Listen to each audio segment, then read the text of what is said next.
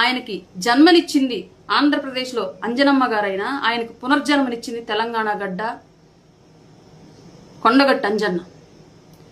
ఆయనకి సినిమా అవకాశాలను కల్పించింది ఆ ఇండస్ట్రీ, అక్కడ ఉన్నటువంటి ఇండస్ట్రీ.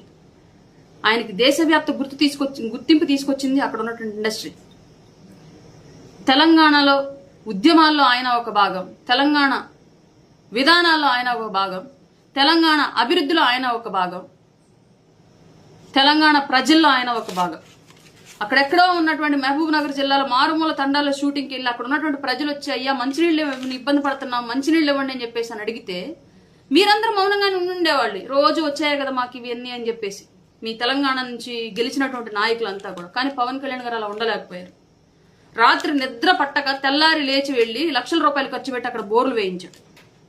మీ తెలంగాణ నాయకులు అధికారాలు చేపట్టి ధనదాహంతో విర్రవిగుతున్నట్టు నాయకులు పట్టించుకోకపోబట్టే పవన్ కళ్యాణ్ గారిని వచ్చి అడిగారు, ఆయన చేయగలిగాడు. తెలంగాణలో ఎలాంటి విపత్తులు వచ్చినా ఆయన కష్టార్జిత నుంచి ఆ రాష్ట్ర ప్రజల కోసం ఆ రాష్ట్ర ఖజానాకు కోట్ల రూపాయలు విరాళాలు ఇచ్చున్నారు. ఇవన్నీ ఆయన ప్రాంతీయవాదం చూసి ఇవ్వాల, ప్రజల ఆవేదన చూసి ఇచ్చాడు. ప్రజల ఆవేదన చూసి చెలించేటువంటి వ్యక్తి పవన్ కళ్యాణ్ గారు.